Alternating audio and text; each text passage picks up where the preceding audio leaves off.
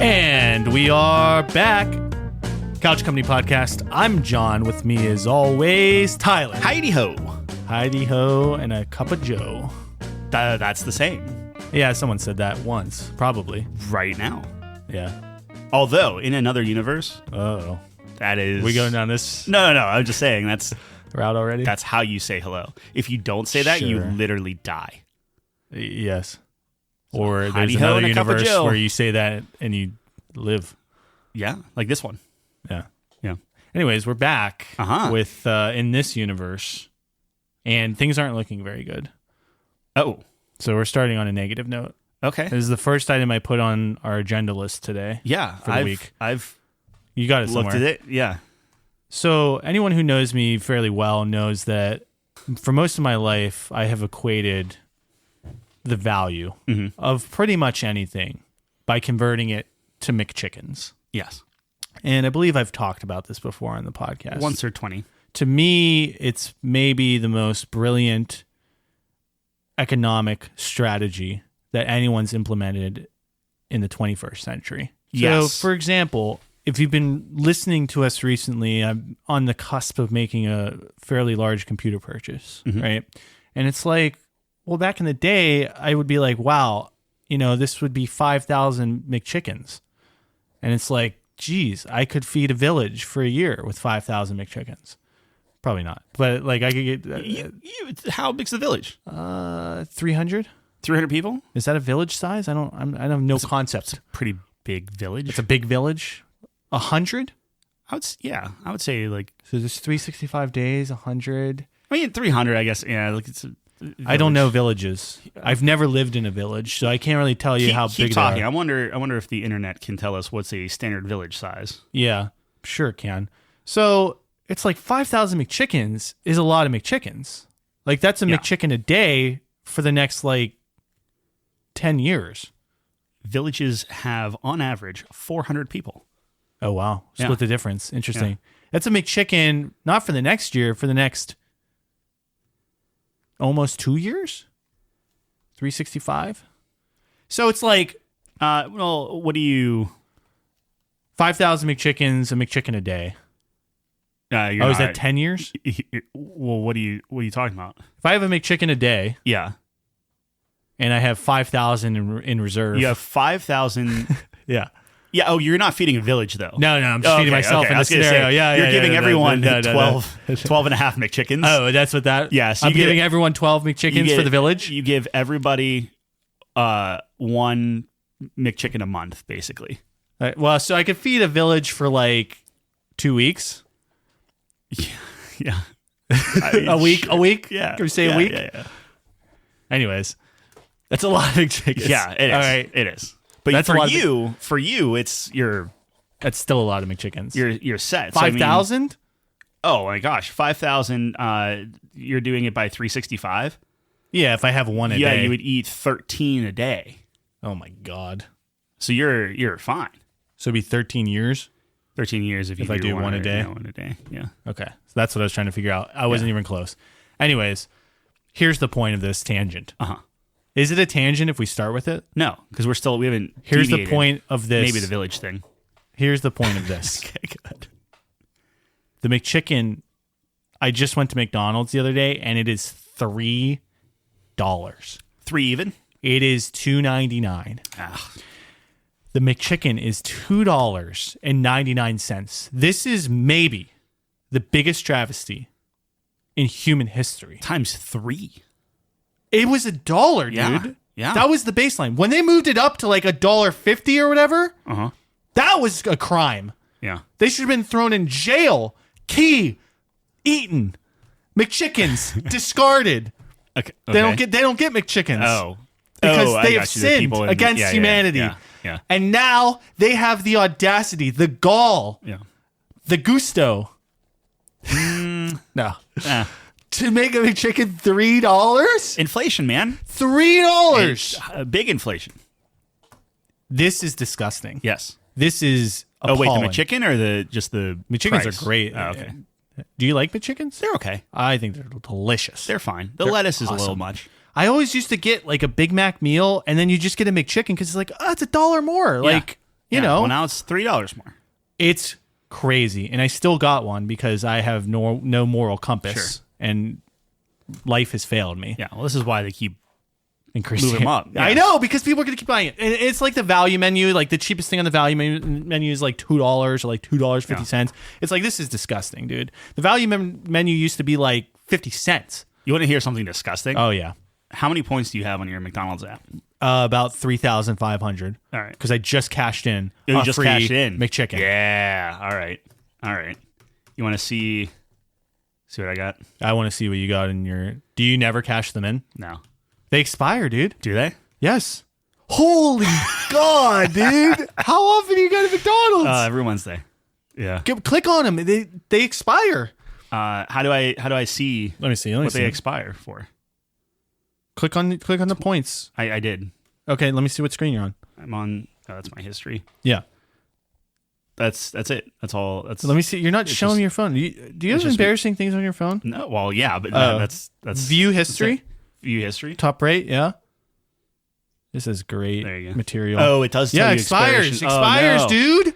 Oh no. Tyler is the mark that McDonald's wants. Oh, because he's not using his points, and he thinks he's getting a great value, but he's never using them. How many have you lost? Like a million? Nothing. You've lost some. I'm losing. Wait, February. What was the 5th? Oh, that was Wednesday. That was Wednesday. Okay, you just lost some. Okay, no. We're good. That good? expires. Yeah. Okay. So that expires June. June's the first time it expires. I'm good. Oh, I wonder if it like resets every time you buy again. I don't know. But I thought a group of points. Every single thing. Every purchase has its own expiration date. Okay.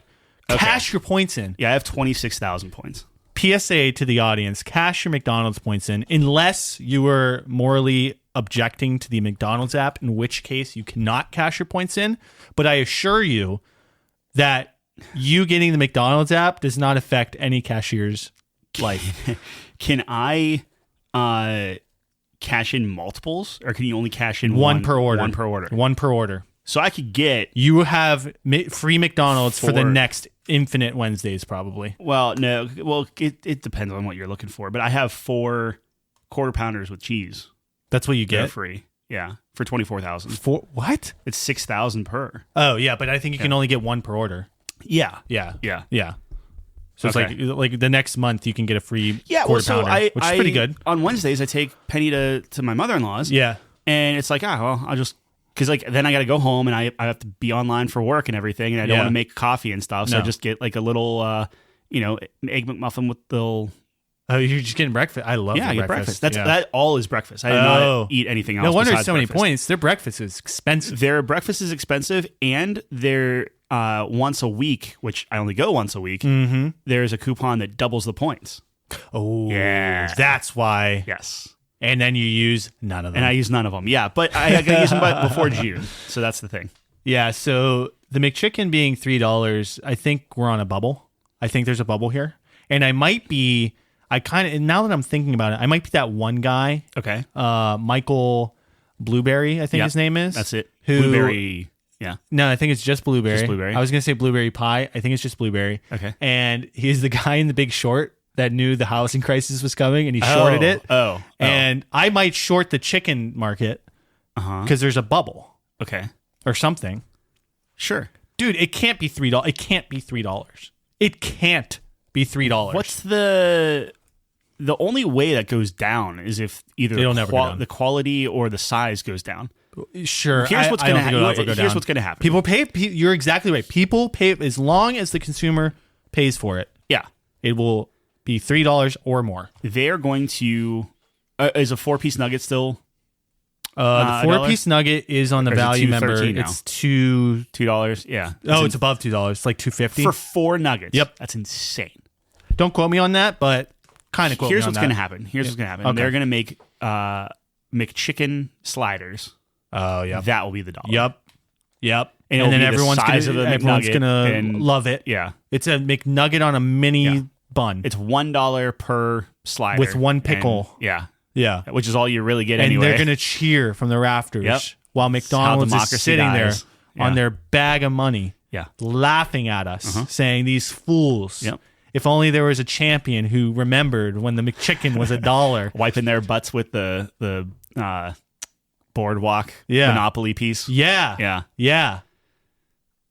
And I'm spreading the word. Yeah, I don't know what we should do about it. I don't have that answer. Rebrand our podcast to McDonald's. To just we're anti-McDonald's. I like McDonald's. It's very brave. Oh yeah, we love McDonald's, but that's why we have to save it. You go every Wednesday. That's why we have to save it. Save it? Yeah. By doing what?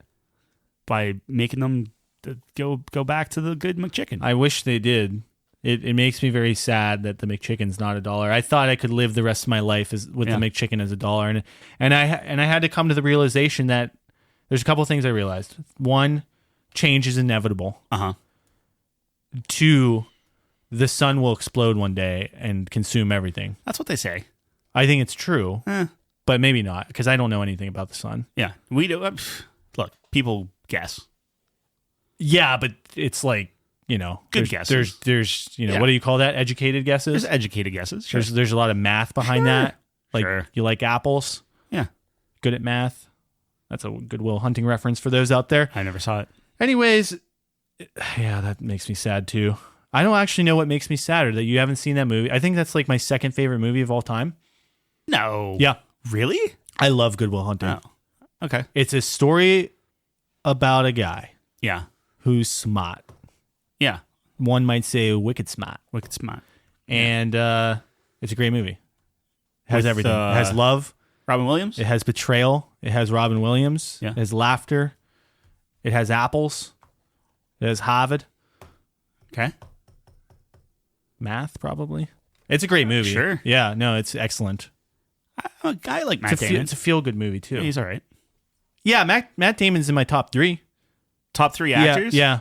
Wow. It's a lot of nostalgia. It's a lot of...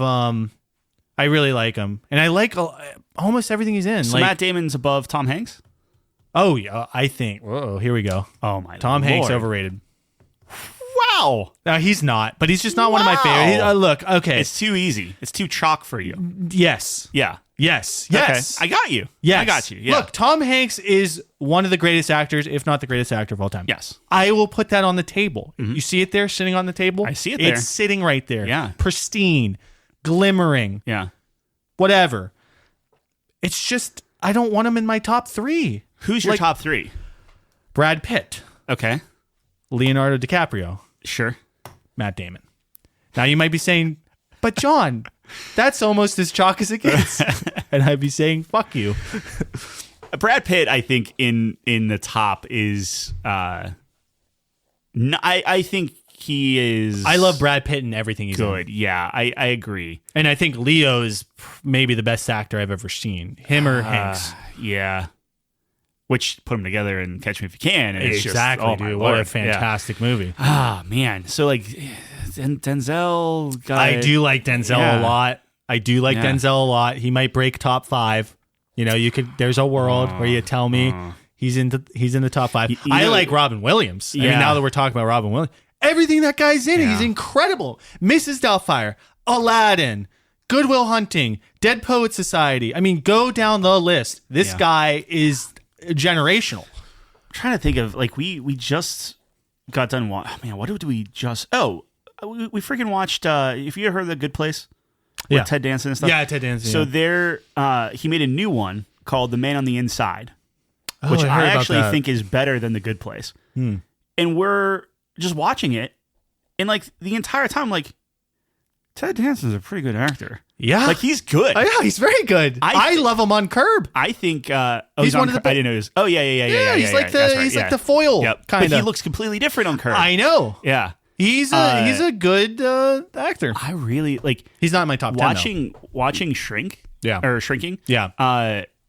Harrison Ford is amazing. Oh, is Harrison Ford in my top 10? Amazing. What do you got? You got Star Wars. You got Indiana Jones. Yeah. That in and of itself could be top 10 material. But then you have Air Force One. Yeah. Which I like. Sure. You have what's the movie where he's escaping? He's like a convict or Con something? Air? No. No. Okay. You know what I'm talking about, though? He's on the run? Yeah, The Jackal. No. It's like Runaway Bride. Schoolboy. No, that's Richard Gere. Bride. Gere? Richard Gere? Richard Gere. Yeah. No, it's not Richard Gere. Runaway. Okay. I don't know. But anyways, he's in that movie. That's a very good movie. Sure. Not that I can't. So good it's in your top. Dude, just because you can't remember. I think you just say things are in your top 3. Blade Runner? Remember that? Yeah, Blade Runner's Remember great. that little Sure. doozy? Yeah. That was a good one. 42 is a good movie. That's about Jackie Robinson, a little baseball. Oh, yeah. movie He was in for that, you. huh? He's the old guy. Yeah. He was very good in that. Yeah. That was like, oh, wow. This is like, you're not just What does Harrison Harrison Ford won Oscars for? That's a great question. The Fugitive is the answer. Fugitive. Yeah. The Fugitive. The Fugitive. The Fugitive. Yeah. What does he win Oscars for? That's a great question that I have no idea. He's in Star Wars. Did you know that? I did know that. I don't think he won an Oscar for it though. I don't think Star Wars gets Oscars too much. They got special effects. Sure. Special effects. Yeah. Well, yeah. Right. I don't think Harrison Ford had much to do with that. He might have. Maybe. Probably Maybe. not. No, I don't think so. Anyways, so that is. I'm just taking a trip down the thing here to make sure I'm not forgetting anything. What about he's in Anchorman, which I don't remember at Harrison Ford is an Anchorman? Yeah. I don't remember that at all. Oh, he's the owner of the news station. The original? Anchorman 2. No. Okay. I was gonna say, that seems weird. And The Secret Life of Pets 2. Great movie. Just kidding. Oh, yeah. Anyways, so no Oscars. Oh, probably. I wasn't looking for that. I thought you were looking for Oscars. No, I was looking for his movies. What about Bruce Willis? Nope. Really? Not even close. Not even close. I mean, he has the best Christmas movie of all time, but other than that, yeah. No. Okay. That's fair. I don't know. I'm what not else is he in? It's I fine. See Dead People? Yeah. He's in Sixth that? Sense? Sixth Sense, yeah. Which is, I don't think I've ever seen that. Really? Yeah, I don't think I've ever seen that. Oh, it's pretty good. I just feel bad for Bruce Willis, honestly, because he's like a vegetable now.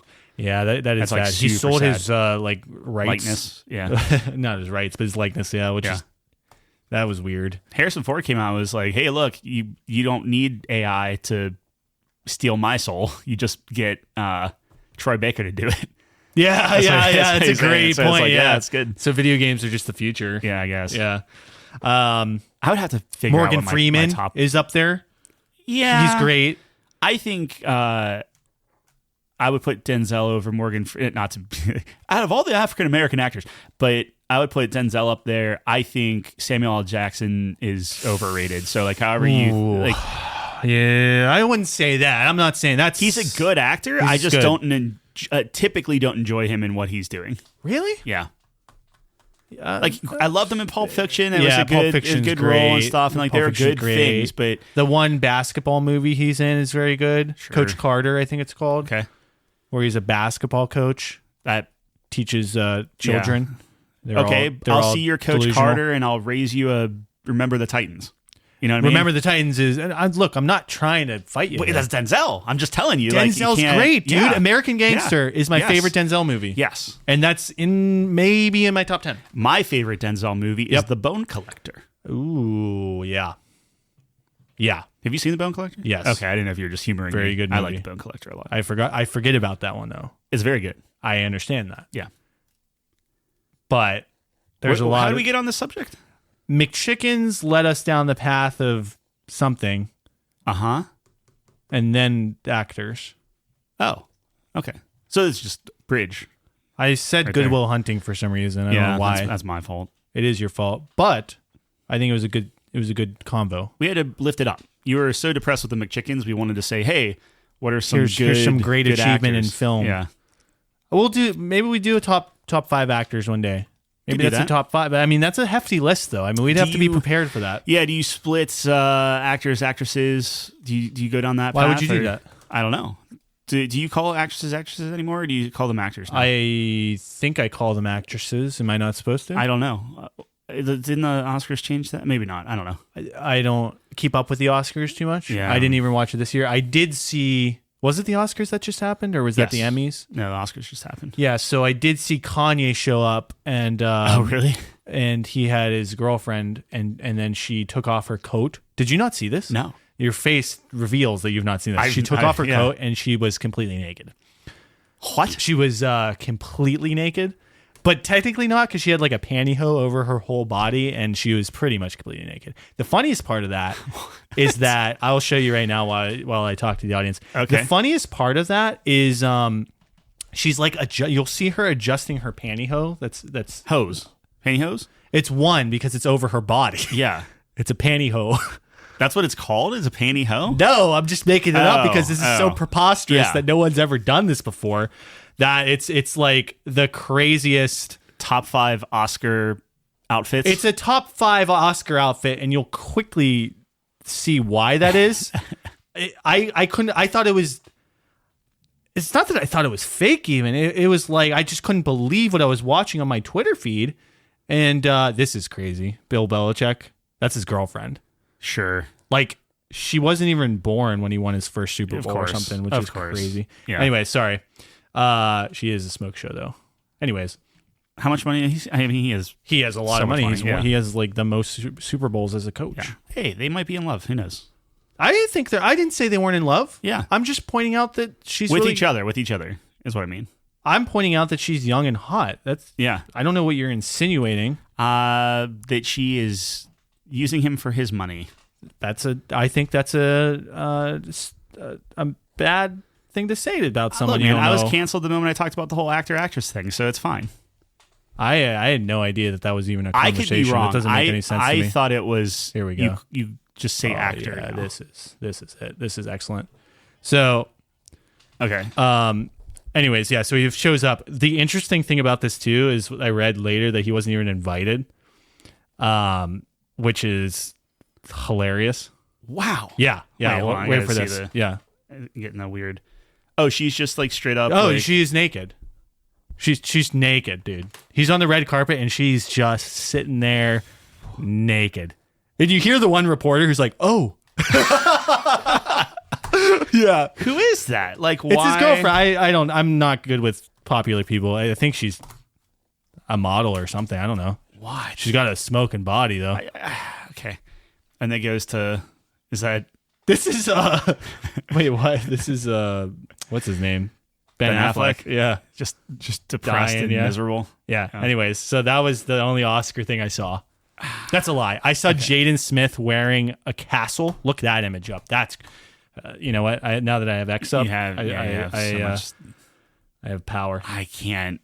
He's wearing a castle on his head. Oh my god! I'm surprised people are he's so not, dumb. What? Yeah. So Jaden Smith shows up with a freaking castle on his head. I mean, Lady Gaga kind of did that, right? Lady Gaga gets a pass though for some reason because she's the only one that did it at that point. Yeah, like the meat dress. I remember. Oh yeah, meat dress. And Jaden Smith though. I have 2 thoughts about Jaden Smith. One, he's a lunatic. Uh-huh. And the second is that his family situation's so messed up that I almost feel bad for him. But then I read his like Twitter feed and I hate him. So it's a very weird situation I'm in with him. Yeah, love hate. He thinks he's the smartest man on the planet. Uh-huh. He thinks he's being so profound with his thoughts about humanity, and it's the dumbest shit. And then he wears a castle on his head. and I encourage the audience to look up Jaden Smith castle on head, or you'll just save see that time. The stupidest shit. I'm surprised he's not like boycotting because like Will Smith isn't. Maybe that's his. There's symbolism here. Well, something. Sure, but if you're wearing a meat dress, yeah, right. I feel like you get it. What is it? Is it not animal rights type of thing? Oh, I think it's like meat's great. Oh, well then sure. Well, she killed a bunch of animals to get that dress. Yeah. No, I feel like that would have the opposite effect. Okay, well then look, then she's maybe dumb. I'm not good at this symbolism stuff. Maybe we're the we are the morons, probably. I bet Jaden Smith hates our Twitter. To me, I think Lady Gaga was saying like, we should eat more meat. Oh, see, I thought it was like, look, isn't this disgusting? Why are we doing this? Yeah, but then guys are sitting at home like, oh, I have the perfect rub for that dress. You know? Yeah. Barbecue. Sure. Little peppercorn. Texas peppercorn. Yeah. I love steak, man. My mouth's watering just thinking about it. Chelsea she's got a sous vide thing. Oh, yeah. The reverse. They're pretty good. Is it called a reverse sous vide or? Oh, I don't know. It's like this thing you put in the boil. It basically boils the steak. Yeah. So you put it in a bag and then you suck all the air out of it. Yep. You seal it. And then you put it into the boiling water. Yep. Yeah, with a thermometer. And I think you sear it either I think you see it first. After? Okay. Oh, Yeah. she might have done. I think it's first, but I'm not. Don't quote me on that. You do it. You pour all the juices and everything back onto the plate, cover the plate, let it reabsorb, then you sear it. I've been told that it's the best way to cook a steak. Yeah. But I've just been told that. And not by Jaden Smith, so it's probably right. It's fair. Anyways, the Oscars is weird. I think famous people, I think they collapse under the weight of pressure that they have, that so many people worship them. Specifically kids. Like whatever. I mean, imagine just being someone that everyone knows and they're like in love with you, even though you don't know them at all. Like you can't walk down the street. You can't. Like, I guess it's more the exception than the rule when they don't. So like you look at Keanu Reeves, they're just like kind of. Why do we think he's so cool? It's because like he's the exception. Yeah, he's like a normal guy. Like he's just sitting there on the subway. So much so that like people don't even recognize him when he walks down the street because he's just so normal about it. Out. So it's like, I don't know. Are you worried that Henry Cavill is going to get to the fame that like your Ryan? Is Henry Cavill in your top 10 actors? Yeah, I love Henry Cavill, but I don't think Me so. neither. I think he's great in The Witcher. Yeah. Top 10's not a lot of people, so it's like the end. Yeah, I don't know.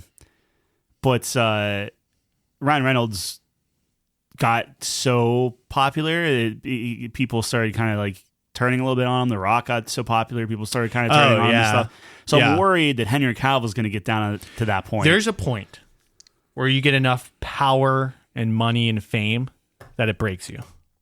And it's a different threshold for every human being, but I believe there is absolutely a point where you become the God Emperor of mankind and you collapse under the own weight of that pressure.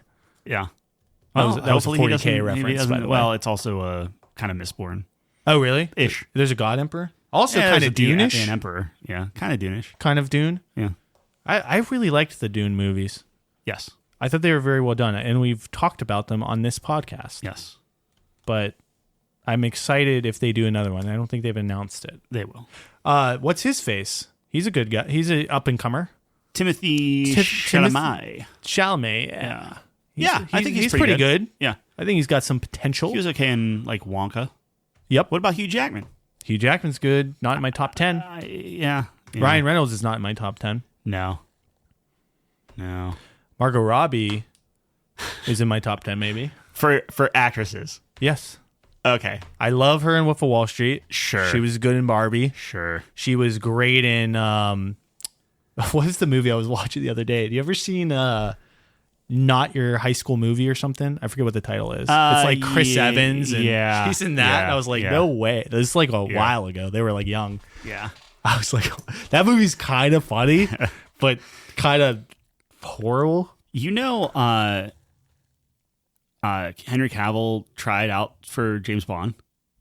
Interesting. And the main dude from who plays Homelander on The Boys, he also did it. But he was like super young back then. Oh, wow. But they I don't know if it leaked or they just put their tapes online, but they're on YouTube where it's like they're reading the lines to get Daniel Craig's part. Yeah. And then Daniel Craig walks in, you're just like, oh my God, that's not even close. Yeah, I watched those like Office videos of like other people trying to be Jim. Yep. And then Jim comes in, you're like, yeah. It's like, okay, they picked it. That's him. Yeah. He's got the life. Yeah. He's like not too big where he's like, you know. He can stay down to earth, seems to have a good marriage. Like, dude. Yeah, hanging out. He seems like a great guy. But again, it could all be fake, and maybe he's a $3 McChicken at the end of the day, and that would be way to bring it back. That would crush my soul. Yeah, that would really crush my soul. So I had this idea. Yeah, tell me about your idea. I think tell me. I'm curious what you think about this. Okay. It's probably been done in games before. Guaranteed. Yeah, it's probably been done in games before, but maybe there's room to improve it. So, you know me, and you know what I like in games, right? Yes. I like story or narrative. Dialogue options. Yeah, and that's what I want to talk about. Okay. And I like characters, the third one, but you skipped ahead. Oh, I'm sorry. Oh, did you read it? No. Anyways. Oh, he's on there? Yeah. So dialogue options. So we all know, like, you know, our favorite game, my favorite game, Mass Effect 2. Mm-hmm. And you have the dialogue wheel. which is, I think at this point, getting a little outdated. I don't know if you agree with that. I do not. If done well, okay. I think Kingdom Come Deliverance 2 does a very good job. Yeah, it's a great game. So we won't dive into that. Careful, but like, careful. I think as far as dialogue options go, I think contextual like that, where you don't have to engage necessarily, but you can kind of like pick through things and stuff.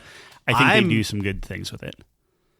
I won't go any further than this, but I am having trouble with the dialogue options in that game. Okay. So I'm kind of... So I think you're probably right, but I don't know. We'll get into it. To yes and you, yes, dialogue options are getting long in the tooth. Save them. Well, here's what I'm thinking. I want your honest opinion on it, because if I'm wrong on that, then hit me. I don't know, like, because when you go back and play Mass Effect, yes, it's like you're starting to see it break down. So I don't know if that's whether it's old and it's outdated, or is that just because I've played it so much that I'm just seeing behind the curtain at that point? I think it's just the writing at that point. Yeah. Yeah. Anyways, so like, here's why I thought about this. And I used Mass Effect as an example because I think the dialogue wheel is like, I don't know, a popular way of doing this, of doing choice within game, right? So you have the dialogue wheel, and like in a Mass Effect, for example, you have like your Paragon option and your Renegade option, right? Now, typically, someone's going to go to the extremes on either of those, so it becomes pretty binary, where the neutral choices are like, it doesn't really affect anything. What's weird, though, is that generally you can be Paragon the whole game, and then you can like punch the reporter in the face. Yeah. And it's like, that's crazy. Yes. Which is like, on the one hand, it's like, all right, you have the freedom to do that. That's cool. On the other hand, it's like, this is like, that doesn't make any sense. Yeah. You could just be like this, like you could have a Commander Shepard that's like this erratic, super nice guy, and then he's just going around terrorizing people. Just like super multiple personality. Which would be like crazy. Yeah. So I think there's a couple of things. I think one is, how do we make the dialogue wheel more expansive, right? Instead of just good and bad, what if you're bad? Okay, and then now it's like another tree where it's like, okay, you're doing a bad option, but are you a funny bad guy? You know how like you could just be a sarcastic dick. Yeah. And that could be a bad route. Or you could be just a evil mustache twirler. Yeah. And that could be a bad route, right? So there's like multiple versions of bad, quote unquote. Yes. And then the same thing for good. So like, is there an opportunity to maybe be a little bit more creative? Now, again, the problem you run into is like every option, there's exponentially more dialogue you have to write. Yeah, so I mean, like, you already quintupled the options. Right. So like, I'm just in that short idea. It's like, well, it's, that's why it's never going to happen. But I also think what I put on here was dialogue snowball.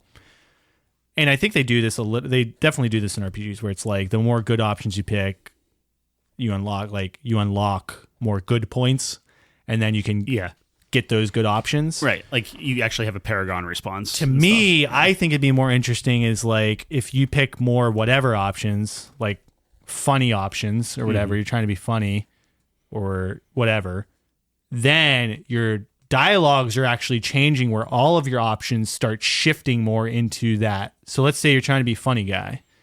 Yeah. And you're picking those funny options. You're really hammering that home. Now, when you're talking to someone, you get like 3 out of the 4 options are funny, but they're different flavors now. And it snowballs, where it's like, now you're really starting to form your personality through the choices that you're making within the game. Yeah. I think that's great. Are you worried that if like in the course of the game someone dies, but then you've just been funny the whole time? Well, it's like, if you think about it, if you're trying to play like a Deadpool character, sure. Yeah. I guess. Right? That's kind of like where my brain goes, where it's like, I want to be a fourth wall breaker. That would be even funny. more. Yeah, I guess the game would have to really like rely on that. I think to get that option, you have to like, every dialogue you're picking funny. Yeah. Right? Like, you are committed, like you're pot committed. I was thinking like you're going to go down the path of like, what if you just gamified it? So like, you have the dialogue wheel, but it's almost like a Gears of War reload thing. Oh, wow. So you just have this thing going around, Yeah. and you have to hit the based off of your response. Good luck, and if you mess up, you mess up, and you just continue on. Well, I think what you should actually do as well, that would be wild and interesting, but maybe when you're drunk, that's what you get or something. That'd be perfect. Yeah. I love that. Yeah. When you're drunk, who knows what you're going to say? That would be great. It goes round and round. Or you pick something, and then all the options just switch or something. Yeah, it's just random. Yeah. That would be great. I think another thing would be, I totally lost my train of thought. That was really funny. No, that was good. Another thing would be like, what you need to do is get rid of, like in Mass Effect, it's red and blue, and in Dragon Age, it's like the pictures. Yeah. You got to get rid of that because that is influencing people to make a choice. It's like, oh, I'm always going to pick the blue. I run into this myself. Yeah. That's right. Like anytime I see a flirty option, and like 90% of gamers, they pick the flirty option. You got to keep your options open. That's the problem. It's like if you have the heart, you're going to go for the heart because you don't want to close it out. I would love to see the statistics. Because you're gamifying it. A lot of games, if there's a flirt option, it like says flirt in parentheses. Yeah. And I hate that because everyone's going to pick that because they want to get the girl, right? It's like you should just have 4 options. And like, I guess Fallout does this, right? What does Baldur's Gate do? I think Baldur's Gate, it's D&D-esque where it's like some options will have checks, right? And then it'll show you the check. Well, yeah, but like if they're like, hey, want to bone? And then it's just does Baldur's Gate have a flirt thing? I can't remember. Well, I'm sure I think they do. They have a, but like, is it telegraphed? Like, is it like I think a picture of a, I think it is. It's not a picture, but I think it's like, maybe it's not. Maybe I'd have to go. I can't remember now. It's been a while since I played. Yeah. They might not, but it's pretty obvious. But yeah, if it's obvious, it's obvious, sure. right? Exactly. It's like, yeah. Or there should be multiple flirt options, and like one of them is going to work. And it's like, I think it's. I want to get to a state where it's like you really want to learn about these characters more than just be like, oh, I want to get all the Paragon points or all the. For me, the crux of a dialogue option, is if I pick an option and the next words out of the person I'm talking to's mouth could fit with either of any option in the thing. To me, that's a bad dialogue choice. Right. Or like options and stuff. So like if you're just like, how's your day been? And it's just like, man, my day sucks. And then it's just like, yeah, I feel ya. Well, anyway, there's a mission. It's just like, it literally doesn't matter. Choice. Yeah, right, exactly. Right, so right, I think when it's very apparent for that kind of stuff, that's when I have issues. But if the writing's good and it completely changes the response and stuff, again, it's a lot more work. That's when it's like, I can kind of just go with it and overlook a lot of that stuff. Yeah, I know that another issue is like Fallout 4, for example, ran into this where what you were choosing on the dialogue wheel wasn't lining up what came out of your mouth. Yeah. Right? Yep. Sometimes a very stark difference at points where it's like, that's not what I wanted to say at all. Like whether it's the tone or, whatever. Yeah. So that's another reporter. Like, whoa. Yeah. It's like decline interview, and it's like you just shoot the reporter. Like I thought it was like a sarcastic punch, and it's like, no, you decked him, knocked him out. Yeah. Right. So it's like, I don't know how there's a way to do it. Like bold things that are mad and italicize things that are sarcastic. Well, that's where the pictures come in. Like it gives you kind of that. That's where the pictures come in. Yeah. I don't know. This is why I'm not a game designer, but I think it's actually one of the best cases is a Fallout where you have a voice, like the earlier Fallouts where you have a voiceless character. Yeah. Because then the reason it's good is because you know exactly what you're saying. And then you're just getting the reaction of that. Now, I guess it's like not as immersive because you're not hearing anything. Although maybe it's more immersive because you're saying it. Tactical Breach Wizards, no, not voice acted. Yeah. Freaking great writing. And you formed their voices in your head and like the sarcasm and everything. And a lot of dialogue options. Right. So I don't know. I don't even know where I'm going with that. I love dialogue options, but there's a way to do it. Yeah. There's a way to do it. Sounds like you want something. So what's the pinnacle right now? That's a great question. I don't know. I don't know. I think every system has flaws in it. Yeah. Because it's really hard to do, right? You're limited by the bandwidth of writing that you can produce, right? So it's like, and like especially you said, if it's voice acted and stuff. Yeah, especially if it's voice acted. Every option you pick is exponential result if you're doing it like, okay, well, you go down this route and they're going to respond to that specific phrase or whatever. And then, it's a totally different conversation. I mean, that's the magnitude of that is insane. Is it very dialogue option in Yakuza? Like a dragon? No, not at all. Okay. No. I just think Yakuza is just very good, like characters. Yeah, but if it's not dialogue options, then there are dialogue options, but not a lot. Yeah. Yeah. So you need to play Dragon Age. Yeah. I think Baldur's Gate might be at the pinnacle, maybe. I would say so. Baldur's Gate was very good. Yeah. I mean, the amount of people you can talk to and the things you can say, it's crazy. I think Baldur's Gate is just the pinnacle of a lot of things. So Baldur's Gate is a special game. It is. So, and they do it. Now they tie it into the D&D thing, right? Where it's like they get the luxury of being able to tie that into a gameplay mechanic of skill checks, which is a very popular system in tabletop games. So you get that going for it, which you don't necessarily get maybe in other, like a BioWare game. But that's like not important, right? Like it's like, sure, like that's the gamifying it to an extent, right? But like anyone could do that. Like, and it's not gonna, like that's not like they trademarked that, and that's why other dialogue systems suck. It's the fact that they did the insane amount of work with the insane amount of dialogue options and whatnot. Especially when you look at all the different characters, and if this character talks to this person, then it's gonna be different than if this one did and stuff. Right. So yeah. Right. Anyway. Yeah. I don't know. I'd say I'm with you on Baldur's Gate. I think that's probably the best. I do need to go back and see like how I can't remember. I know that it's like lines of dialogue. It's not a wheel, obviously. Or is it a wheel? It's a wheel. Is it a wheel? Yeah. Jesus.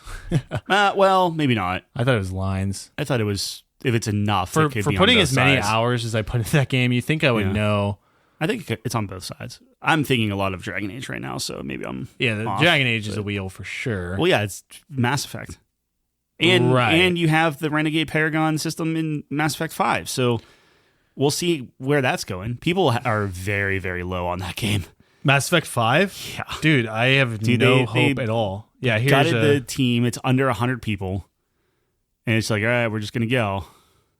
Oh, it is a line. Yeah. Yeah, so it's lines, and then you'll see what they do. Yeah. Sometimes there's actions where it's just italicized. Yeah. Sometimes there's just straight up options where you say something, and then a lot of the time it's like a roll. Yeah. So in this example, it's like, his wounds look deep. I might be able to help, and it's medicine. Yeah. Right. So, yeah, that is good too. What they do great here as well, and what I love a lot of other things do, is any background stuff. And Baldur's Gate does a great job of this. If I'm a rogue, I'll get rogue options. Yes. If I'm from a certain place, I'll get those options. Yep. That is great dialogue options. Dragon Age does that. Exactly. Well. Yeah. So whenever you can infuse that into a game mechanic for dialogue options, it always feels anything that can make you unique, separate you from other playthroughs. That's great stuff. Yeah. At least for me, that's what I live for. Yeah. So, anyways, I was thinking about that this week. I don't know why I was thinking about that. I think it was a shower thought. Were you not playing a game that was just all dialogue options? I mean, I'm playing Kingdom Come, which is some dialogue options. Is there not any other game you played? I missed that one. Did you not want to talk about your little Battlefield labs? Do you like Battlefield? I love Battlefield. Yeah. It's one of my favorite game franchises of all time. So I don't. Okay. Here we go. I kind of do, actually. See, yeah, exactly. Good. Yeah, Good. No, I forgot. I almost took your bait. I forgot what I was going to talk about, and now I'm in. Yeah. Are you mad? A little bit. Okay. Not really. I just want to get your take on it, because I might be on an island here, which I know seems weird, because I'm usually so mainstream and very with the flow. Of course. Battlefield dropped. So EA dropped the Battlefield trailer. Which, well, I guess it really wasn't a trailer. It was like, hey, you like Battlefield, right? And then they just showed a bunch of different Battlefields. And we got our first glimpse at the new Battlefield. Vince Zampella is working on it. And they have like 4 teams working on it or something like that, like just 1 million people. Yeah. But he did Modern Warfare from Infinity Ward. So like it's a big deal, because it's like, oh, crap. The reboot? No, like Modern Warfare, like Call of Duty 4. Wow. That he was the one that got fired from Infinity Ward whenever they were working on or talking about Titanfall or whatever, and Activision booted them. Oh. And then that's when they went off and did Titanfall. Oh, That was the whole the issue thing. there. And then that's when Treyarch came in and kind of like they became the new people. Anyway. Is there a book about that? I don't know. I don't know if there is. That'd be a good book. That'd be a good book. Yeah. Sorry. But the fact that his pedigree is then coming in and it's like, okay, hey, it's a big name. Yeah. See some Titanfall DNA in there. See some Call of Duty. And like, it's one guy out of, thousands probably. So it's like, okay, whatever. But, the fact that he's heading up one of the groups is very interesting to me. But it's going to be the campaign, it's going to be the multiplayer, all that stuff.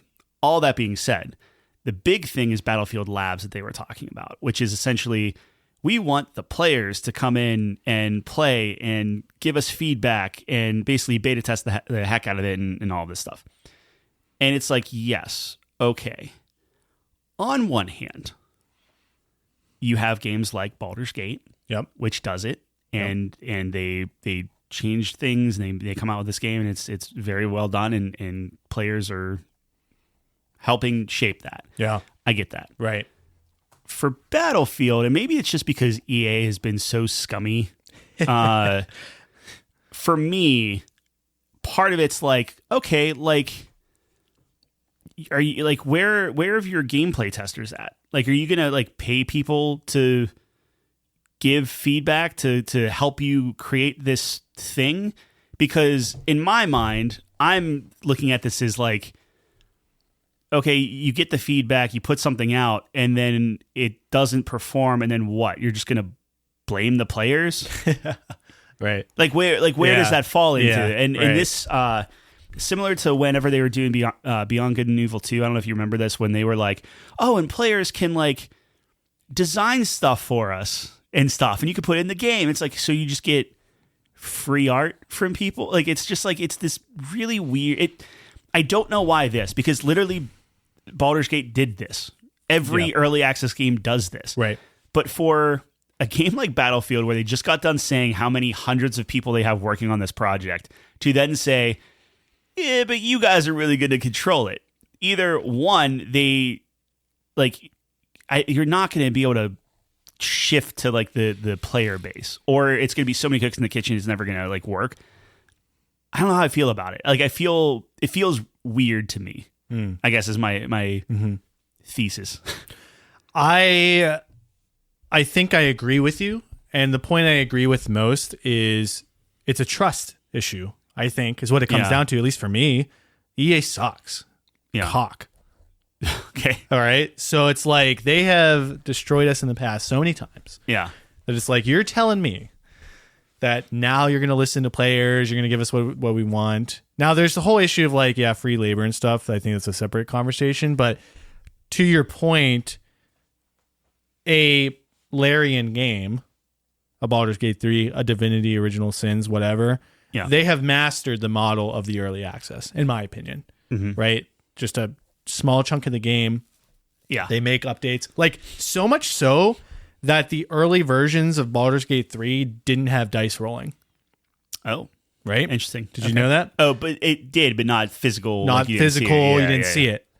Imagine that game without that. Sure. Right? And players are like, you have to have this. You have to. And it's like, it was difficult. It was very challenging for them. Probably expensive. Yeah. They did it. And it's, so I mean, I'll say this. If done correctly, can be great. Like, Hades 2 is probably going to be a better game because of early access, because I trust that studio to do it correctly. Sure. Baldur's Gate, whatever. EA doesn't have that pedigree.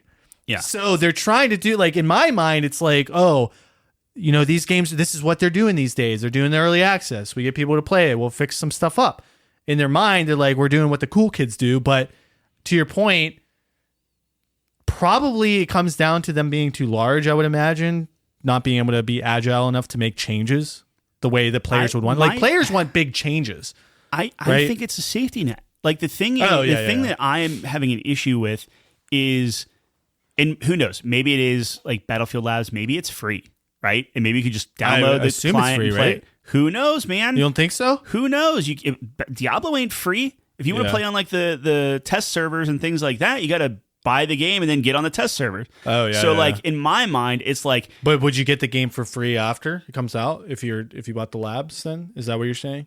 Well, you're buying the game. That's you're that's buying- my you're problem. committed, yeah. I would not put it past EA Yeah. to be like, hey, Battlefield new game is here. Yep. It's in early access, so you can't get mad at us about anything because it's early access. Yeah. Also, give us $70, and they're going to have some sort of the battle monetization, battle pass, whatever. Here's the pre-alpha battle pass. So it's like you're getting all these schmucks that are just like, oh, here, let me help you create a great game. Yep. Oh, maybe I'll get a skin out of it that says tester or something on it.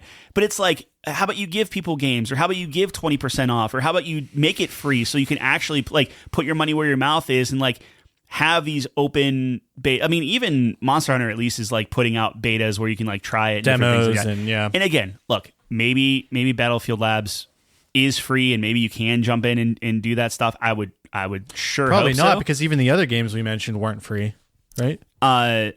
No, but they're $20, $30. Like how much whatever. is Hades 2? 20, maybe 30, maybe $29.99, so it's something like, like that. Yeah. You know, it's like half a game. Yeah, right. But Hades 1 was you what, also have it $40 all. like total? No. Was it 60? 70? Hades? No, Hades. That was like $20. Yeah. Yeah. So like you're that's what I'm saying. paying more for early access. What do you mean? Hades 2 is in early access. Yes. You're paying $30 for it? I don't know. Let me double check. I'm just saying, I don't know. Like it's not like it's an unheard of practice for even the You're not studios paying, that we like. for early access. You're not paying more than what it is to release, with the exception of something like Star Citizen. Too soon? I was gonna say Pillars of Eternity, Yeah. where you can pay to get into Pillars of Eternity. It will be free at some point. I gotcha. But Hades 2 is $30. Hades 1 is $25. On release? I Okay. would I assume that gotcha. they're both 30 Yeah, I on gotcha. release. All But right. So you're paying for it early. you're buying the game, Yeah. and then you're playing as Look, it goes. I personally hate the idea of early access. I know that it has worked for some people. It works for. I think that's the crux of it, right? It works for indie studios who Can need pivot. to get it out. That can either like they be can agile pivot enough or to do they it. need the funding, right? Exactly. Yeah. You are EA. You have hundreds of people working. You have 4 studios working on this Yeah. thing. Your budget's huge. Yeah, and It's not a money issue. I am viewing this as a get out of jail free card, or they can just point the blame on the consumer Yep. versus saying like or it's like, wait, we don't have any ideas, we don't know what's good. Battlefield might be a great game, but it's hard. Like, is it a good game because it was play tested like crazy and you got all this valuable information and feedback from the players that then you give them nothing for except maybe like, hey, here's a double XP token, or here have a gold skin or whatever, you know? Like, I don't know. I don't know what I'm trying to say. Did It's just, anyone it get felt anything bad. from Baldur's Gate for getting it early? I don't remember like I don't know. anyone having anything specific. Again, Larry, like, I don't know, man. It's like the same concept, It but you're is. giving one a pass and the other not. I I know. think it comes back to the history and But reputation. that's why I said honestly. like EA is. I think EA is scummy. Well, I think you're right, though. It's like, because we've seen other games do this too, where you put your hands up and you're like, well, it's in early access, guys. It's not out yet, technically. Like, the EA's game sucks. They'll and just it's like, kill it. You know what I mean? Like, it'll just be like, they'll we're done. put their hands Yeah. up. It's early access while they're still selling battle passes. Yeah. And then it's like, well, we canceled it. Yeah. And it's gone. So I get you. I think that they're so shook from Dragon Age, like selling 50% what they expected. Yeah, Kingdom Comes killing Dragon Age, dude. Destroying it. They hit 5 million already. It's insane, dude. Like the freaking. I was listening Hey, to a podcast and they were saying that what was the Mario Luigi Brotherhood thing that was Brothers. like terrible. Yeah. Right. Yeah. More than Dragon Age. Well, like, you know what I mean? Nintendo. I We've get talked about the Nintendo boost I before. get it, but what Yeah. I'm saying Yeah. is like EA is looking at Dragon Age oh, they're sweating. and they're dude. just like, dude, what? What did we do? They fire people. They gut the studio. It's Yeah. under 100 people working on Yeah. Mass Effect. Yeah. too little people to work on Mass Effect. No more writers. It's just Mass Effect's doomed. Yeah. So it's just like, what are you going to do? Like, it might be the greatest comeback story ever. Go back to your ever, roots, man. I don't think it's super complicated. They've already used that. That's the problem. Is EA does the thing where it's like, oh, we're going to drop the numbers. This is Need for Speed, and it's trash. Oh, this is Hot Pursuit 5. Trash. And it's just like they're not understanding what the essence of their games used to be. That's because everyone that made the essence is just gone. Yeah, you know what I mean? Probably, like they can them. It's like, oh, what do you guys want? Dude, it's like Battlefield 2042. Yeah.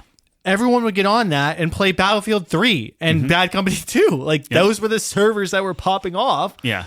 Because like these were and I remember there was like a weekend where we played, right? Like last year or 2 years ago.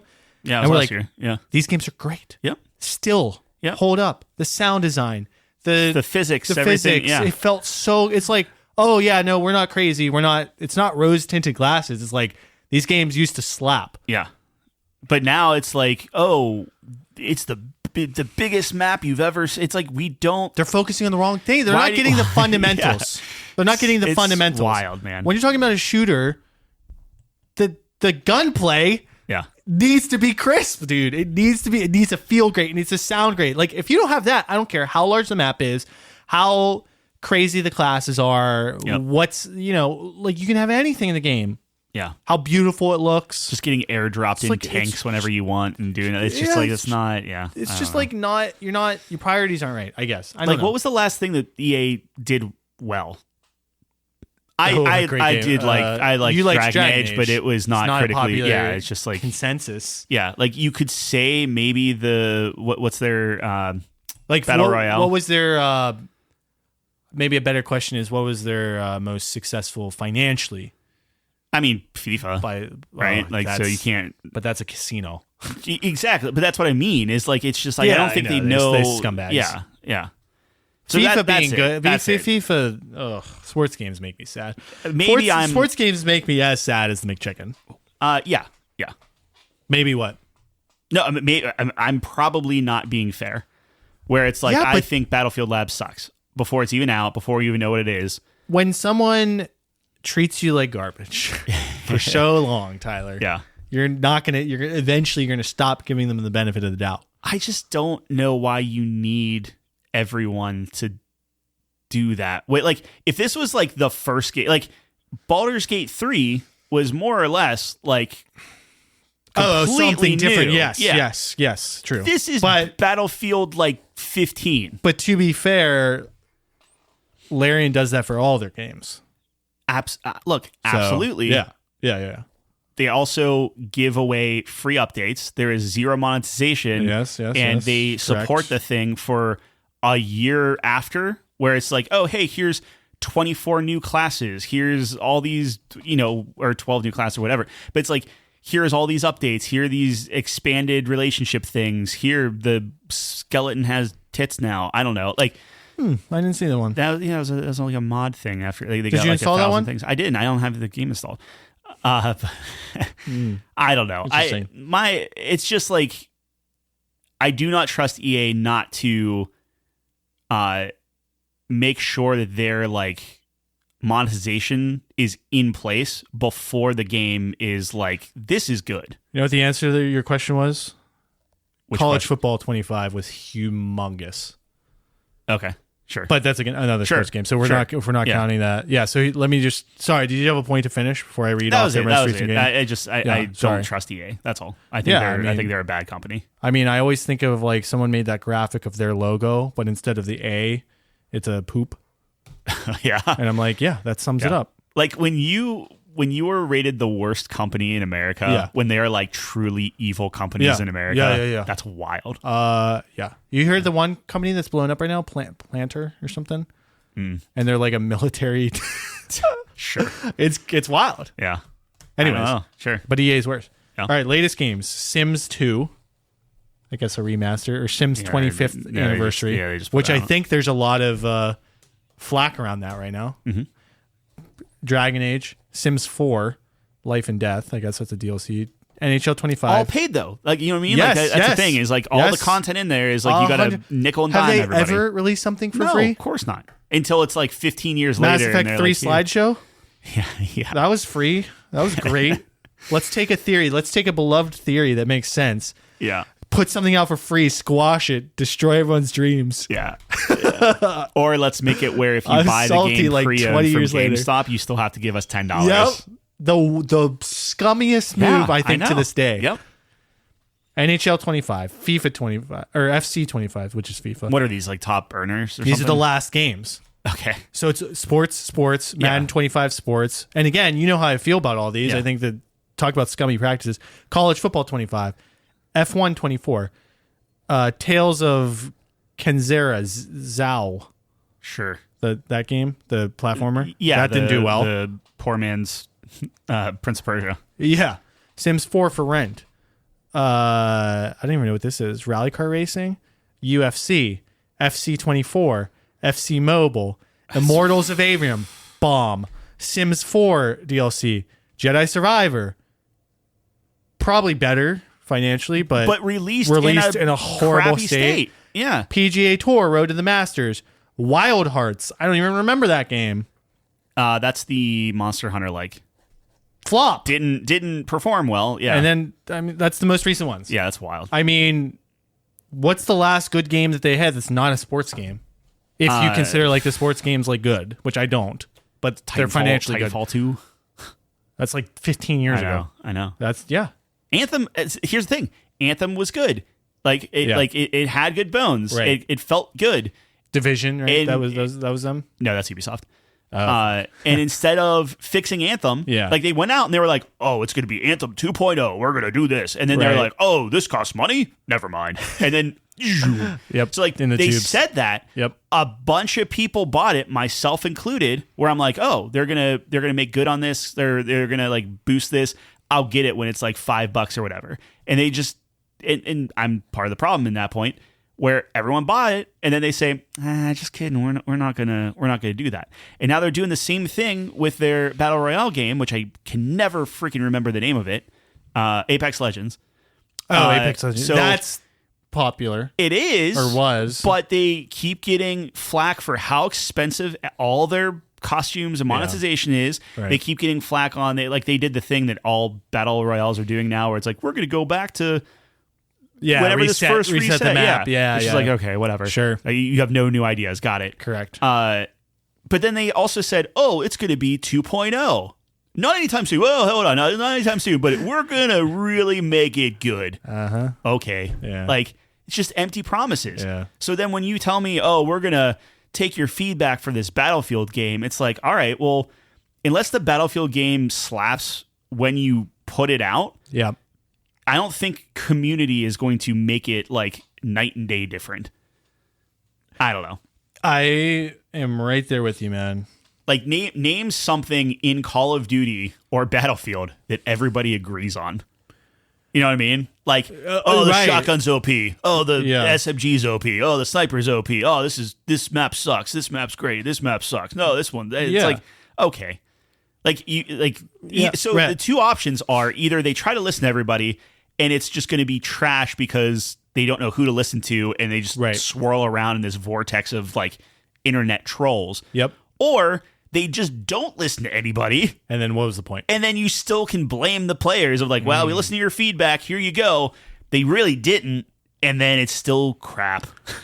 I don't know. Yeah. Or it's good. And then they pat each other on the back and say like, look what we did, you know, like, and then the players that actually helped shape it. Yeah. If you believe them. Yeah. Good nothing. Maybe a skin. With if you unlock the season pass. If you put in 40 hours a week. Yeah. Like, sure. Yeah. Some sort of weird grind or some shit. I don't know. Whatever. Brutal. Yeah. I mean, the sad part is EA used to slap. You know?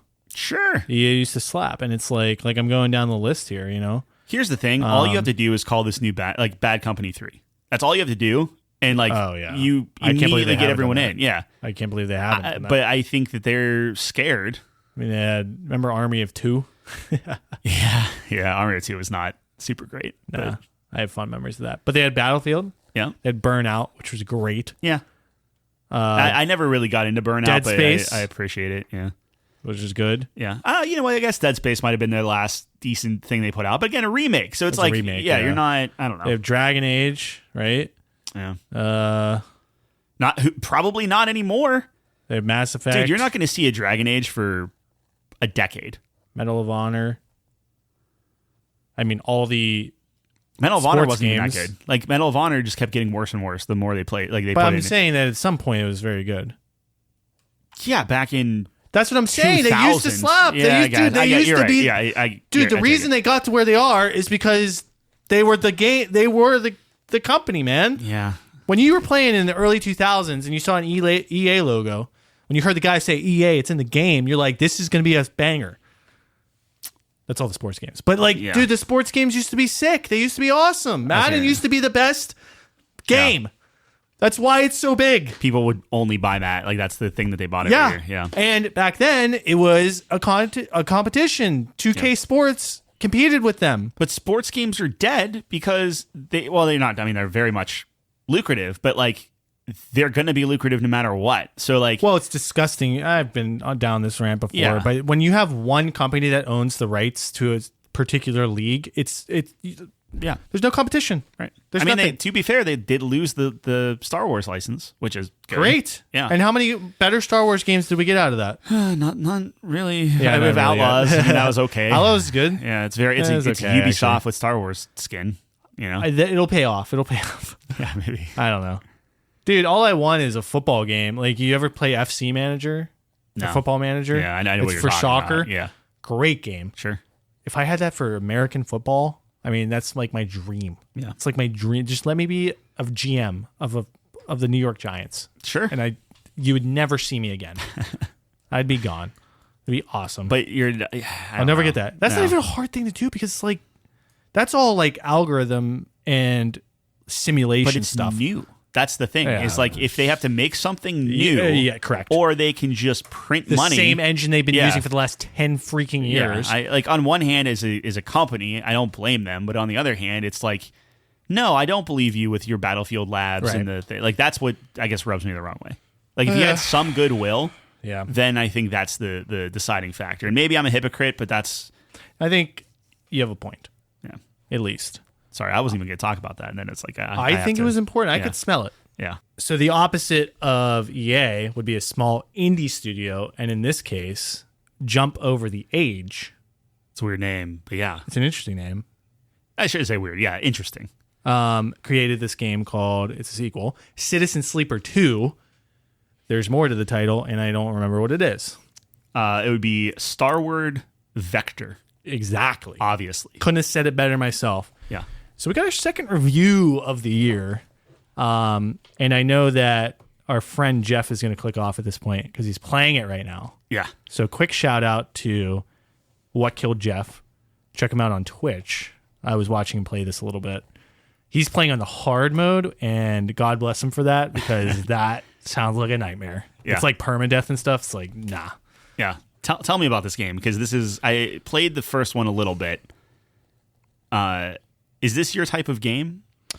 I didn't think it was going to be, but I was actually surprised of how much it grabbed me.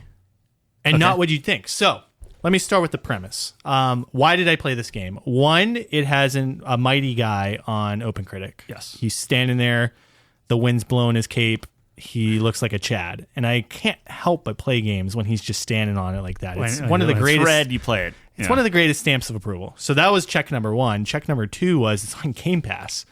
Yeah. Game Pass, this could be the best year for Game Pass ever. And maybe that's a separate conversation. Okay. But if these games hit, yeah, we're talking best Game Pass year ever, maybe. Yes. So anyways, separate conversation, but notate that because I think that would be a good conversation. Yeah. Citizen Sleeper 2 is on Game Pass, and it has very good reviews. So I was like, you know what? I don't have anything going on right now. It's January. Not many games coming out. I'm going to give it a shot. Yeah. Generally, I have reservations about doing sequels, but I looked it up and was told I don't need to know anything about the first game, which they always say, but whatever. It is true. You can play this game without really knowing the first game. I didn't have any issues. Maybe I'm missing Easter eggs here and there, but I got everything. So I was surprised at how much I liked this game, despite I was kind of on the fence when I first saw it. So the game itself functions like a pseudo tabletop RPG where it's very dice focused. You're rolling dice to do activities, kind of like a D&D or like a Cyberpunk or whatever. And then it's a very narrative focused game. It's all text, no voice acting. And then the visuals, there's art for the characters. So when someone's talking, you'll see the character, and the art's very cool. But the game itself is like a 3D kind of model of like the space station. I have a question for you for the artwork. Yeah. Why does everyone have their hands in their pockets? Do they ever talk about that? No. Okay. Yeah, there's not a real reason for that. Okay. They're cold in space. I don't know. Yeah, it's just everyone has their hands in their one hand in a pocket. That's interesting. Like the first two people you meet, they're standing there with their hand in their pocket. Yeah. I think it evolves. Some people have their arms crossed. Okay. How many have you seen? Maybe they just don't like hands. I think I only saw maybe like 3 or 4 guys. Maybe the artist is, He's really bad with hands. I don't know. I think the character portraits are great. Very detailed. Dig them. I think they're okay. Yeah. Yeah. Well, I think that what I liked about it was you could kind of gauge what the character's about through the look, visual of it, right? Which in a game like this, I think is critical, right? So there's like a young girl you meet at some point, young woman, and she just has all this stuff on her back. Pack, like just a pack rat. Oh, okay. And she's got wires going everywhere, and it's like, oh, she's like the hacker, and it's like, yeah, obviously, like I can see that, like, she just collects things, whatever. So it's like, yeah, I like things like that. So I'll start with the gameplay. Okay. So I'll go in order here. So gameplay, I was surprised. So this is my big surprise. I think maybe my favorite part of this game was the gameplay. And I've been hearing from everyone, it's like, oh, this is a narrative game. Yeah. You might like this because it's narrative. And the narrative's pretty good, and I'll get to it. But the gameplay kind of hooked me in, and I was like having a lot of fun with it. And I was like not expecting that. It was strategic. It was fun coordinating and figuring out things and like taking risks and living on the edge. So right? It's like kind of poking on your gambling addiction a little bit. I think at the end of the day, it's probably correct. Anything with dice gets me because I'm a degenerate. So, but yeah, I think it was fun tabletop strategy elements. Once I got the hang of it, I really enjoyed the loop, and I liked making decisions, and it does a very good job of putting you in situations where you do have to make tough decisions, especially early on. I will say it's very snowbally, where early on I'm super poor, and like every dice roll is like the biggest thing in the world. Super critical, and then as I got in the later stage of the game, except for one point, which was really clever how they did it and put you in a really bad spot and you had to like weasel your way out. Yeah. I was like almost unstoppable, I would say. Okay. Well, you played it on like just normal, like the normal. There's 3 difficulties. I played it on the normal one. Okay. So that was good. I like the turn-based mechanic of like there's days, you only get a certain number of dice per day, so you have to be very strategic about your moves. And then I liked they have these emergency events as well, where someone's chasing you, and every day the thing fills up, and if at the end of it, I assume you lose, but there's like these thing you're racing against the clock a lot of times. It just adds this pressure and spices the gameplay up. Oof, it sounds like my nightmare. Yeah, but it's like stressful, but it was fun. And it fits with the story with the and theme. the theme. Yeah, I got you. Everything that they do in terms of the gameplay fits with the thematic elements very well. So, for example, on the normal difficulty, if you die, you get a permanent debuff. And the story, which I'll get to, is a lot about you kind of degrading. And so I think it highlights that element of the theme of the game very well. So I did like that. Nice. There's also gameplay elements where your dice can break and they have health. Okay. And then you have to fix your dice. So it's like your body's falling apart. Yeah. So it's they do that well, tying it into the gameplay. So the loop's pretty good. I would say it maybe got stale towards the end because there's not a lot that spiced it up. Like the emergency things, like the events where you're against the clock would.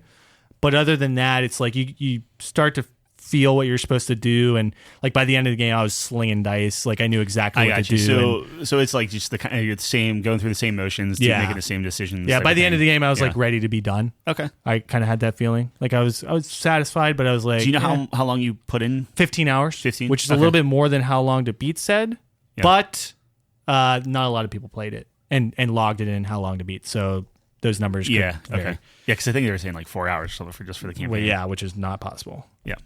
Okay. Some negatives about the gameplay. The tutorial, I don't believe was very well fleshed out. Okay. And I think this ties directly in with the UI where I was not sure. Like there was like middle point of the game, I figured out a key mechanic. Yikes. Right. That you had the entire time? Not that I had. So there's this thing called stress within the game, and you have like 8 levels of stress that you can accumulate. And when you get stress, what happens is there's different brackets. Mm-hmm. So the first 3 is 1, and then the next 3 or whatever is 2, and then the next 3 is like 3, and then 4 or whatever. Mm-hmm. And what happens is when you roll your dice for the day to see what dice you get, if it lands within the bracket of what you have, so let's say you're within the 2 bracket, your 1s and 2s lose a life. Oh, due to the stress. Yeah. I had no idea that's how it worked because it was really faint up top. There's like little dots, and I was like, oh, that's what it means. Until I was like halfway or 3/4 in the game. Like the tutorial, like if it doesn't tell you, or you just maybe missed it? If it told me, it didn't describe it very well. So there's a chance I'm stupid. Okay. My retort to that is you should have a tutorial for stupid people. Yeah. Like it should be like explain it like I'm 3, right? So I don't think the tutorial did a very good job on some elements of the game. Okay. For example, it definitely worded one thing incorrectly where I believe where it's like if you run out of energy and are starving, you'll start accruing stress. I thought starving was a different status effect. That's what it sounds like, right? Like and starving. No, it's when you run out of energy, you are starving. Yeah. And then you start losing or you start gaining stress. So it's like things like that. Gotcha. I was like, that was not described well, in my opinion. Sure. So the tutorial I don't think was great. I had to push through it. Like I was like really lost in the beginning and I almost quit. Okay. I was like, no. You're going to commit. Yeah. And I did. I'm glad I did. But I didn't like that. Like I was watching Jeff play and he was running into the same questions that I had. And I was like, helping him out in the chat, right? Yeah. So I don't think it's just me. I talked about the momentum, and then I talked about the kind of it gets repetitive a little bit. So let's talk about story and characters. I think the story's pretty well done. Like I said, I think the best part of this game is maybe the thematic elements. It's kind of an introspective look into the nature of life and reality. So I should premise this. So you play as a sleeper. Mm-hmm. In this world, it's like, I'm not like 100% sure on this, but essentially people sell themselves, I think. Like their consciousness. And then it gets input. It either gets copied and like input into like just a machine.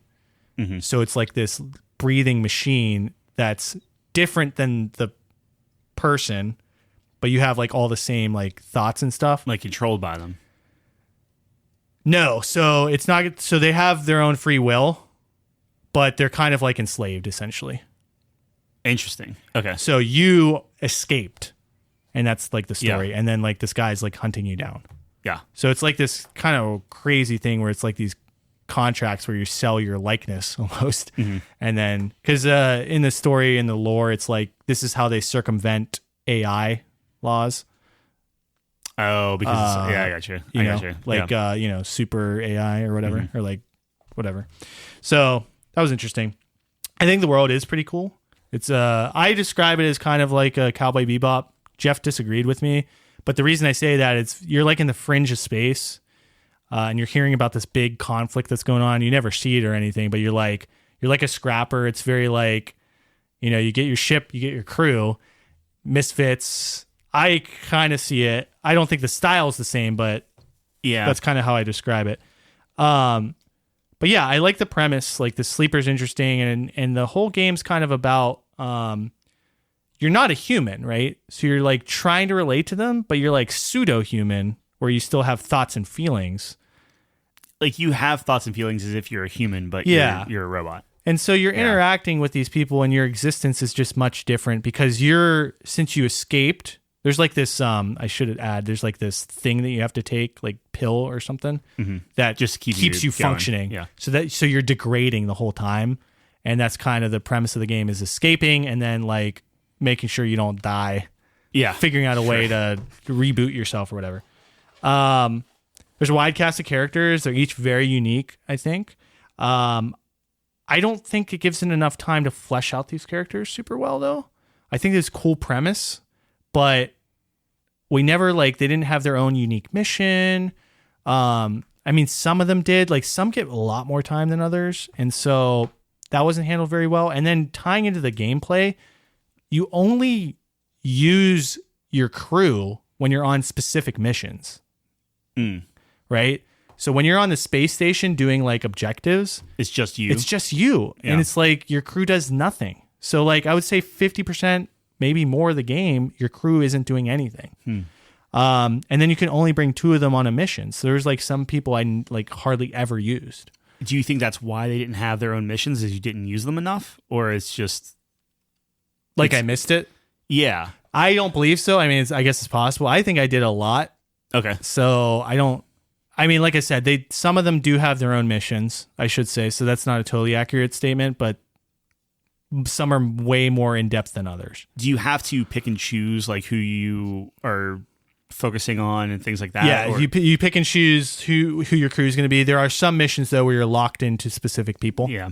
But sometimes it's like an NPC you're locked in with, and it's not even your own crew. So now you're down 1. Yeah.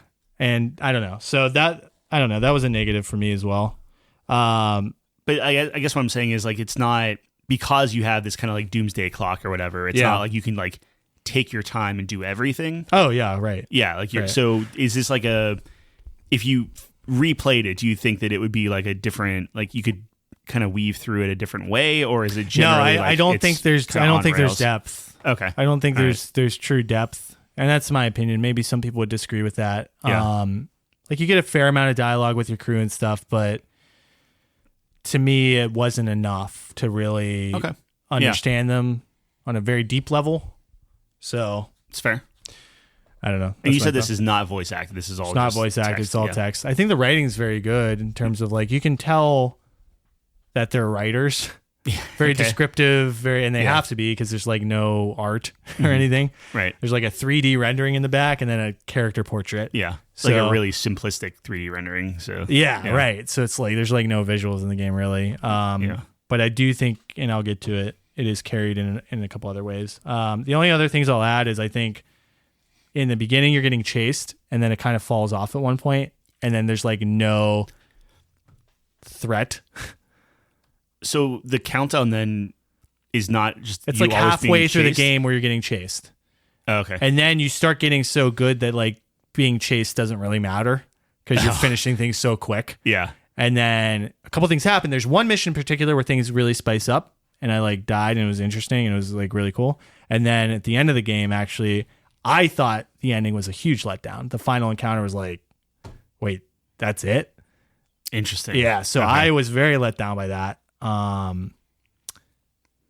So the story was like, it was interesting. It was thought provoking, I think, in some ways. I think the perspective was interesting. I think the themes were cool. I think the location was interesting. Like I love space and I love gathering a crew.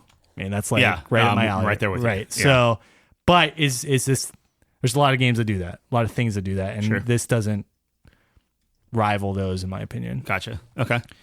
I do think the sound design's great. There's an ambient soundscape throughout kind of your playthrough. So it's very minimalist. It's very scarce, but I think it fits the theme very well of this vast emptiness of space. So I felt very immersed through the sound design actually, and the soundtrack as well. So they do have some themes that play.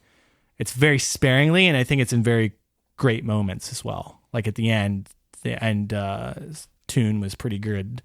So I did like the soundtrack too. So I think the sound design was actually pretty good. And then we talked about the presentation a little bit. I think the character art's pretty good. distinct, I think, unique, and you can kind of get some background from each character in a way, as well as kind of the world too. Like they have their big spacesuits and stuff, and it's pretty cool. They're all locked in though, right? Like it's not like you get like they change throughout the game. Stuff. Oh yeah. Some of the portraits change throughout the game. Okay, like if someone gets injured, they'll have a different portrait. Stuff. But it's tied to the narrative, so it's like not like, oh, I had this and you didn't. It's like everyone's probably gonna have that. Yeah. Okay. I think there's small details in like the UI and stuff that's really cool that kind of tie into the theme of the game. So when your dice breaks, you get like a crack in it after you repair it. And it's like really small, subtle things like that. It's like, okay, like you start to see the degradation of what's happening, and that's kind of cool. I don't know. So I liked things like that. The color palette's pretty cool, I think, that they use. It reflects, again, that emptiness and space feeling, like a lot of grays and stuff. But then it's like contradicted by like the sun and things, like this immense light. Yeah. So it's like a cool balance there. I thought it was well done. I'm not the expert in that field, but it felt cool. But yeah, the environments are like super basic. So it's like, yeah, it's like a lot of yellows and stuff then. Yeah. So I wonder if like your dice are yellow. Yeah. I think the first one was pink, which would make sense because I think the first one had the title card of pink and stuff. Yeah. So I wonder if that's how they're putting that together, where it's like the first game, pink title card, everything's pink, the second is yellow, and then maybe the next one will be like teal or something. Or whatever. Yeah. But interesting. Okay. Yeah. So that was a lot, but I think overall, I'm glad it ran okay. I assume if it's easy to. Yeah. Oh, I should mention I did have a couple glitches where my crew's dice didn't show up, and it cost me like 2 missions. Yikes! That's significant. Yeah. How long are missions? Like generally speaking, like if you're picking up, putting down, that kind of thing. Like what's the maybe like it varies. Maybe like 15 minutes. Okay.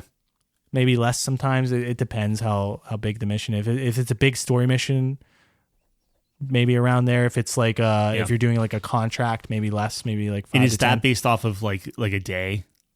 Like when you're going to be doing multiple days in missions.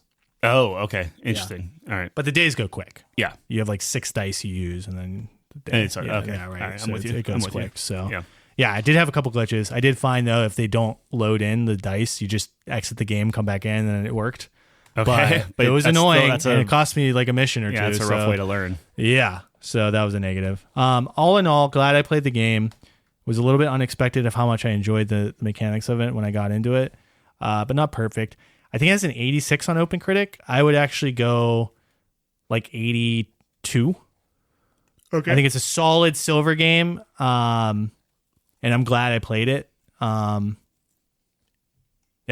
Pretty much. Any like when you're talking to characters, when you're talking different things, like anything stand out? I know we did like Game of the Year at the end of the year. Is there anything that this game has that you're just like, oh man, I want to talk about this? Yeah, I think the one mission was a really cool moment where like my back was against the wall, all my dice are broken. I'm like, okay, cool. Nice. In enemy territory. It was a cool. So you had a good moment. It's not, not necessarily oh, it's a great character or something like that. But it's like, none of the characters grabbed me. Okay. Like super lot. I had some of my preferences, but sure. And I think the writing was really well done, right? Very descriptive. It's like a novel, kind of. Because they don't have the visuals, they had to be very descriptive. Nice. So I think they were. So 82. 82, I think is fair. All right. Fair enough. I've noticed that like my ratings, I used to be very high on everything, and I've come down as I've become more cynical, I guess. I think you're leaving it open. What do we give Indiana Jones? 82? 80. Yeah. So you think it's better than 80? Yeah. I mean, tighter? It is. I think I gave Indiana Jones higher. Yeah. So you brought it down to an 82 because you gave Indiana Jones like a 70 something. Yeah, fair enough. So that's not a me. So I think Indiana Jones probably better. It's close. Citizen Sleeper 82. We'll get 82, that up on the 82 on the site. Yeah. Yep. All right. Nice. So that's 2 down for you. I gotta catch up. I have an indie game. We got Orcs coming. Orcs coming. Yeah. I think we played it a couple more times. We might get that out next week. So stay tuned for that. But that's gonna do it for us. Yeah. If you made it this far, we appreciate you. check us out, couchcompany.games. You can see the review there, as well as our other ones, as well as our top fives, as well as our podcasts. Yeah. Yeah. Yes. So, yeah, we're going to be here, same time, same place next week. Thanks for joining us on the couch.